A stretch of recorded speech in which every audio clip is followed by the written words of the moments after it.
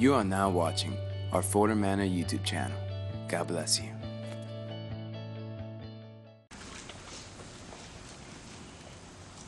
I'm reading the New King James Version, Matthew 21:12. Then Jesus went into the temple of God and drove out all those who bought and sold in the temple. Thinking, God, why gotta be a hard word?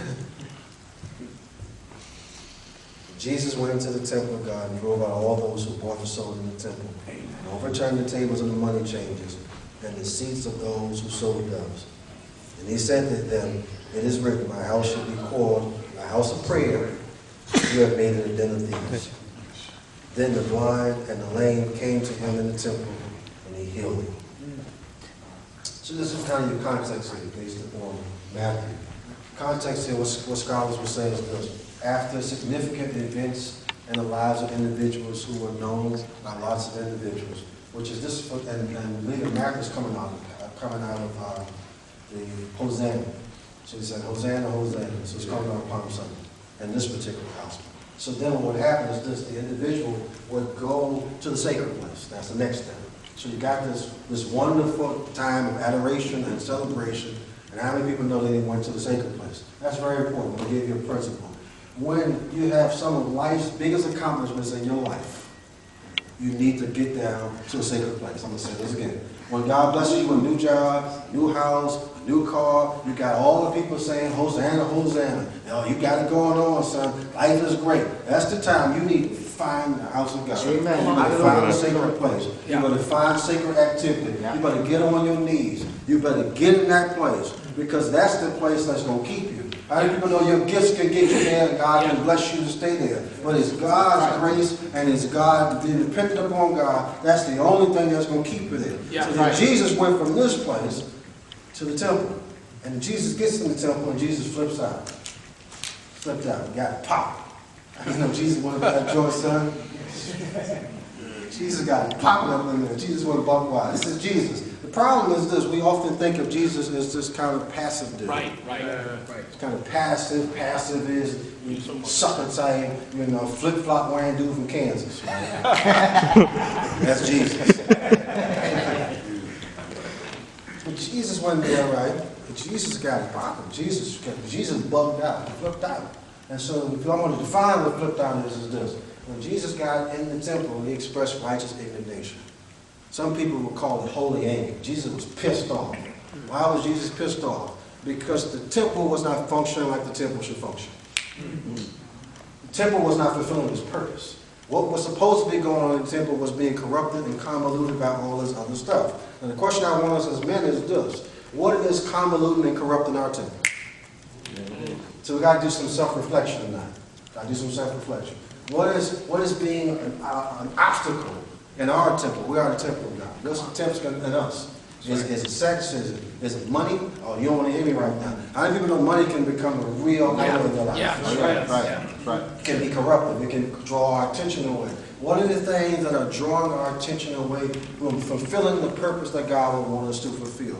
What are the things the song talk about going back to the heart of worship? What are the things in our life that are impeding us from really drawing close to God? Right. What are those things in our life that are really capturing our attention and our imagination? God should be so attractive. How many people ever you see a bad chick? Come on, keep it 100. I hope that chick you raised your hand was your wife. You should not be thinking about mommy from 28 years ago. Yo, she from Queens, son. Your wife is from the Bronx. Stop that. So you should be infatuated with God. The perfume and aroma of God's majesticness, God's glory, and God's holiness should be so captivating that none in this world should keep you from wanting to be close to God and pursue God. And so Jesus gets to the temple, and Jesus sees the temple that's all jacked up. Jesus turns over tables, he flips out, he whips cats out the temple, right? And why was Jesus so mad? Jesus was mad for a few reasons. Number one, commercialization had gotten the temple. So the temple became a place where cats got paid. I'm going to break it down a little bit further. The temple became a place where people had their own agendas. Wow. I'm going to say that again. Glory to God. The temple became a place where people would go to the temple because they had their own agendas. Now I'm going to keep it real. I say cats that come to church, right? And they come to church because they sell insurance. Yeah. And then when they realize that ain't nobody buying, they keep it pushing. I say cats come to church like one cat, right? So funny. Dude was like showing up to church with a suit. Then he tried to hit me up. You know, I'm selling Christian t-shirts, right? Yo, son, all right, cool, it's whatever. I was, yo, son, ain't someone making no money. How many know he kept on pushing? Because he wasn't there for Jesus. He surely wasn't there for nothing. He was there to try to get paid. And how many people know we got to check our heart and make sure we don't have any personal agendas, that whatever we do for God and what we do in the temple, it is real. Right. It's real. Right. You ain't doing it for attention. Come on now. Right. You ain't doing it for Pastor Joe to pat you on the back. Mm-hmm. You ain't doing it for your wife to be happy. You don't hear me right now. Because cats do that. Cats, let's go to church, honey. Because you're trying to get her to shut her mouth. You know, if I go to church, I ain't got to hear that. I'm so quiet up in this joint. I'm flipping on you another one. I'll go to church this Sunday because I'm going to get something at home. Mm-hmm. You don't hear me right now. And so you got corruption in the temple. Some scholars said nationalism was in the temple. We got nationalism in the temple now. Kind of this ugly emergence between God and state.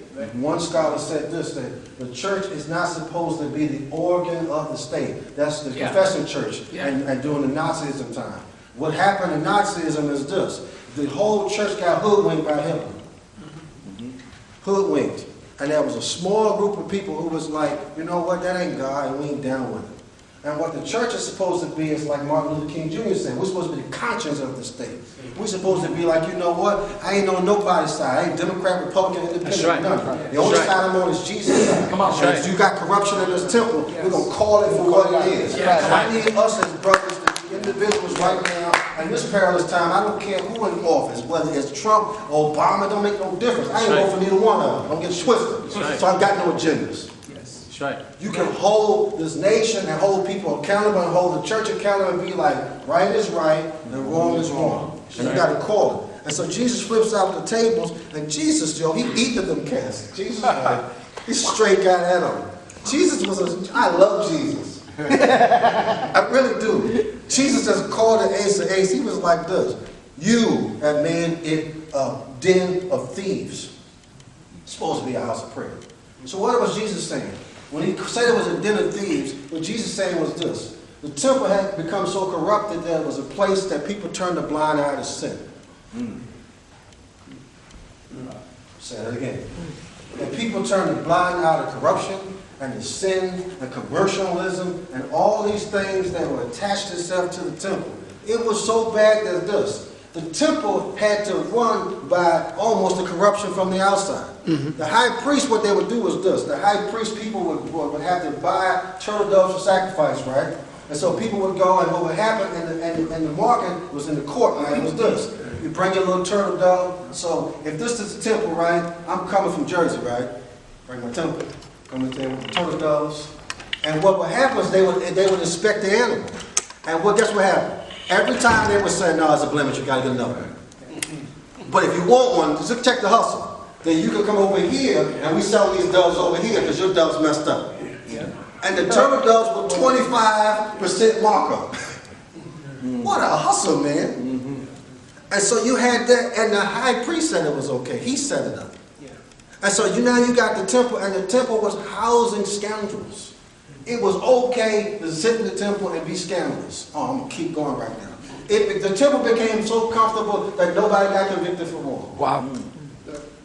The temple was just a cool place. You could just go, get your little word in on Sunday, and keep pushing. And guess what? The scripture, when it's hitting us, it should begin to edify us and uplift us. But when we are in mess, we should begin uncomfortable. That's right. Right?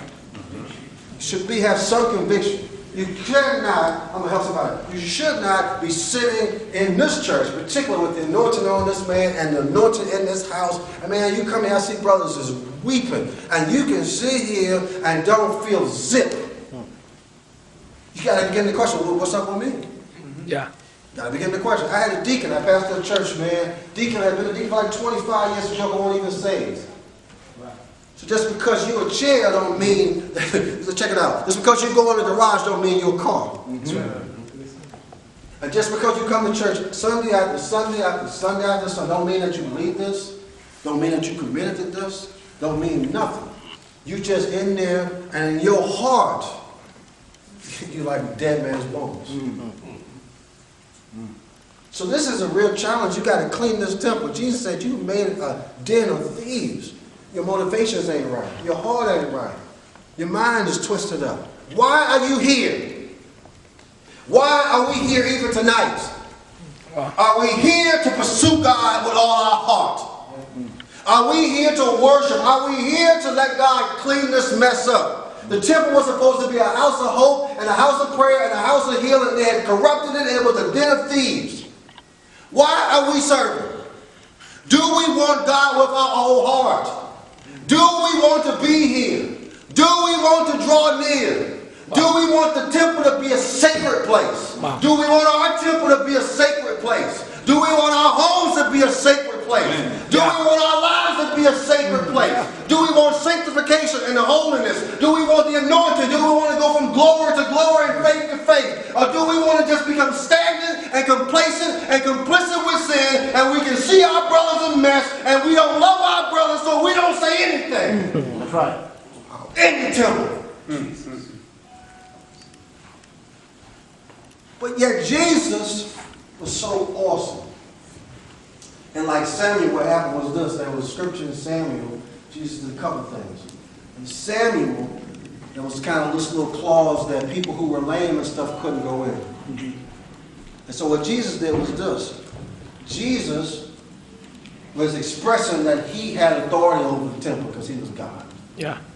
And what Jesus did was this. All the barriers to God's grace, he removed. Get me right now. I'm going to say it again. All those barriers to grace. Because what happens is this. People think grace is selective.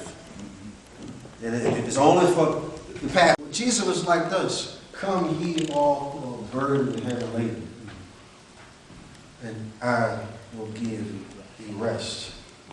And Jesus flipped out, y'all. He was doing two things. In Isaiah and in Jeremiah. It was 1 and 2. Based on context. Jesus was saying the whole temple needed to be reformed. Wow. Need a reformation. Oh, you don't hear it right now. Jesus was saying this, you need a reformation. You need this thing to be changed. I'll put it in a kind of 20th century sense. Jesus was saying you need a revival. Mm-hmm. How many people know revival starts where? Yep. And so what God is saying for us in this church is this. I preached here 3 years, right? And I basically say kind of the same theme every time. Like a real revival. Like a reformation. It starts with you, it starts in your home, it starts with your life, it starts with your daily patterns. All of us need to look at your daily patterns and find out where am I wasting time? How am I using my time? Am I drawing near to God or am I drawing near to the NCAA tournament? Uh-oh. Am I drawing near to God or am I on Facebook and way, way too long? Am I drawing near to God or am I watching the Knicks, which, you know, that's a complete waste of time.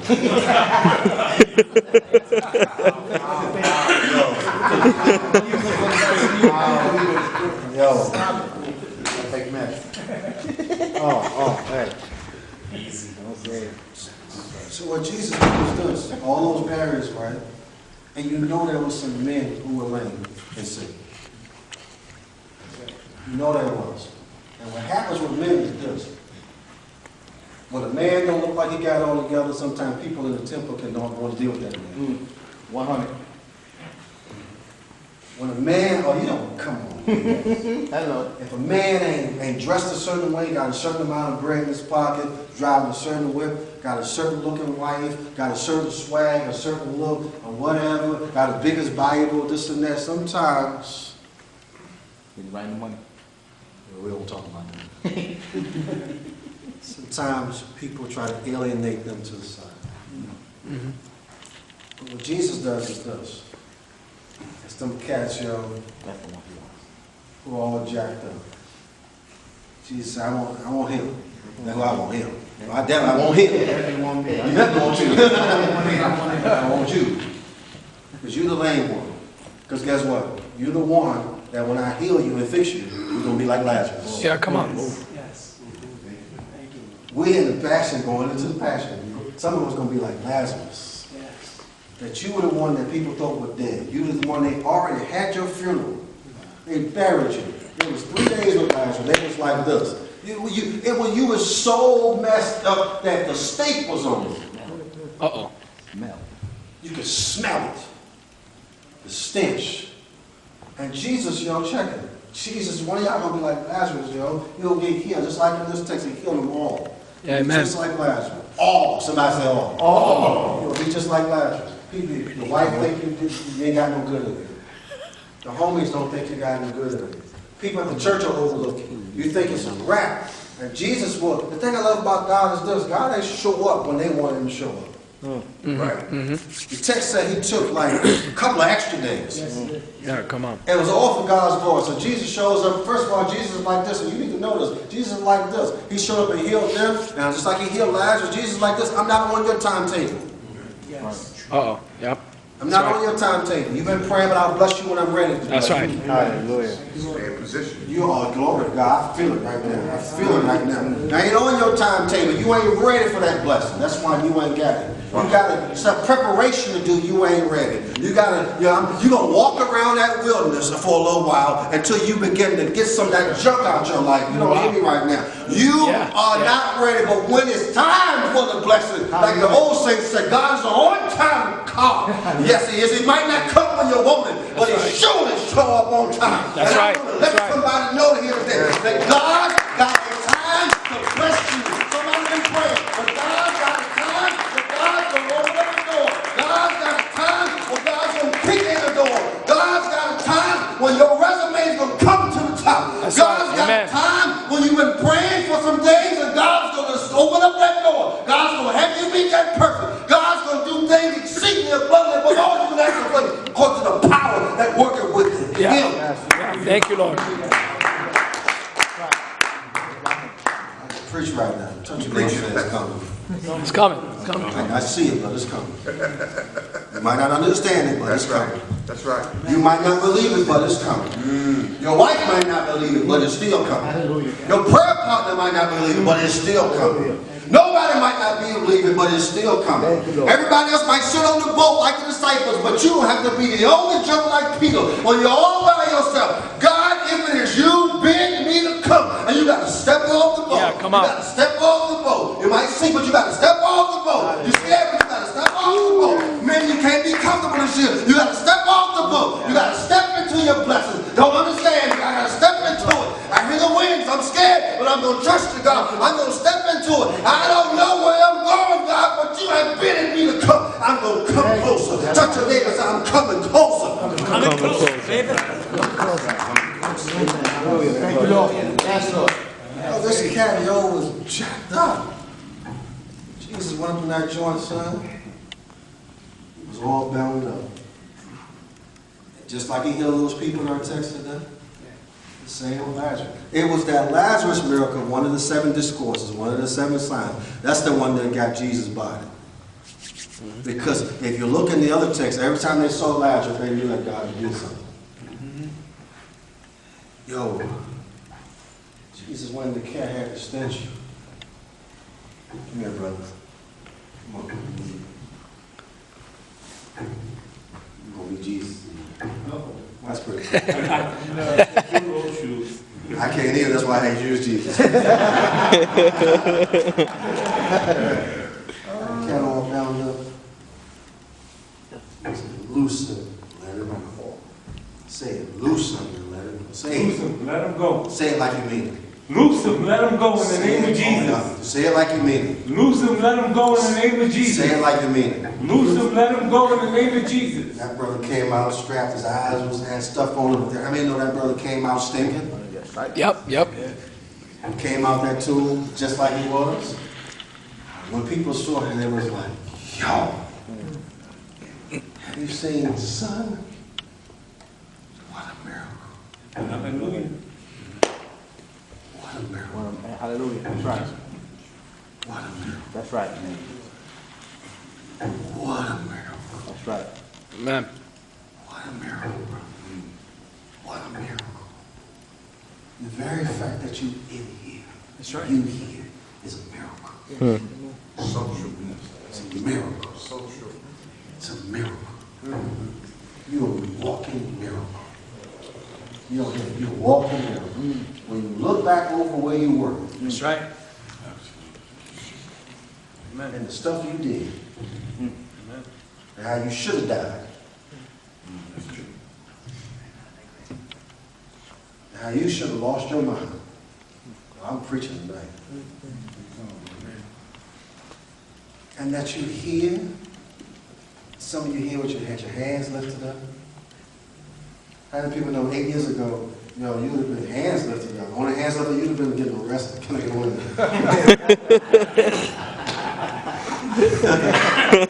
Keep it 100, man. Some of you here worshiping God on a Friday night. Remember Friday nights before? That's right. Come on now. I know y'all think you so saved and sanctified. I don't remember that.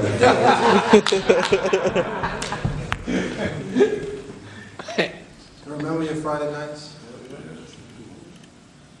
Right now, you was going to get bottles. And the only bottle you want right now is communion at best. Thank you, sir. God has done something amazing in the temple. Yeah. What will my worship do with that? Go play some worship. I'll be done. Because if God has really healed you, you were the lame and the sick man. You should express it in gratitude and worship. You should express it. God's been cleaning your temple. And none of us are perfect. Don't get it twisted. God got to clean that temple. Don't get it twisted. But the fact that you even in the temple, the fact that Jesus called your name, the fact that God would love you so much that he would die for you, that within itself is all the reason to lift your hands and worship. If God don't bless you with another car, a car, a new job, a new whip, a new house, a new chain, all this other stuff, God don't give you nothing else. God don't give you a promotion, don't give you nothing else. The very fact that you're here and that God saved you, that in itself should make you just lift your hands and worship. I want us all tonight. Tonight has been a night of reflection. It's just reflection. I ain't come here to preach you happy. I ain't come here to touch your neighbor, turn around 20 times. That wasn't tonight. Tonight is a night of just reflection. So God's saying, God, cleanse me. Cleanse me. Cleanse me. Hallelujah. Thank you, Lord. And reminding us that God, because you saved me, I will worship you, God. With all my heart, with no inhibitions. With no inhibitions. I ain't worried about if my brother ain't worshiping. Don't make me no difference. I'm going to worship whether I'm sitting there quietly and reflecting and tears is rolling down my face, or I'll stand on my feet and lift my hands. I will get on my knees and bow down. I might go in the back and just think. Tonight's a night of just that worship, man. God's been so merciful. Why would you hold back when he withheld nothing from you? That's right. That's right. So the brothers are going to just play some worship. We're going to worship. And then if you need prayer, right? It's a wrap on that. If you need prayer, just like in the text, it's healing. The sick and the lame, he healed them all. After he cleansed the temple, he healed them all. He didn't just tear stuff up and leave them hanging. When he tore stuff up and then he began to heal. Clean it up. I'm giving somebody some news. This is the year you got to clean it up because there's something in your life that if you don't clean up, it will come to the forefront. That's a fact. It will come to the forefront. There's some of you hiding out from somebody that's very close in your life. You've been hiding it. And if you don't get it straight, they will find out this year. Sin will find you out. That's a fact. They will find you out. Somebody in this place, God says this. Get your money straight. Get it straight. Because the way that you use your money is a sign of a lack of wisdom. Get it straight. Get it straight. If you don't get your money straight, it's going to destroy your home. I know I'm talking right now. If you don't get your money in order, it's going to destroy your home. For some of you, you have to act restraint. You can't buy everything. How many pair of shoes you need? You don't hear me right now. That's right. Some of us here today, the Lord says this. I'm saying too. Get your marriage straight. Right. God blessed you with her. You don't even deserve her. Right. Love her. Get it straight. Some of us ain't praying and don't ever pray. Get it straight. Some of us, Pastor Joe, talk about getting into the scripture and know we're not straight. Get it straight. Some of us, if you're not in the position that God will have you to be, to get it straight. You can be gifted, and God will use your gift, but you know you ain't straight. That's just God's mercy. Get it straight. If you want to be set on fire, you got to fall in love. Get it straight. And we're going to show our adoration today. And it should be worship all over this building. I ain't trying to force you. That's between you and God. But what I will say is this. If you reflect, I want us to do this. Before we leave, just think about all the things God has done. How He healed you. How He saved you. How He blessed you. How He opened them doors. How you weren't supposed to get the apartment and you did that. How you didn't have the money for to even have the first and the last month deposit, and God blessed you with the money. You don't hear me right now. How you got a job, you don't even know how you got it. How everybody else got big slips, you ain't getting. How God sustained you when you lost your job. How, oh my goodness, how when you were out there, God said, if you were locked up, God protected you. Glory to God. Ah, Jesus. We're going to sit here and be cute.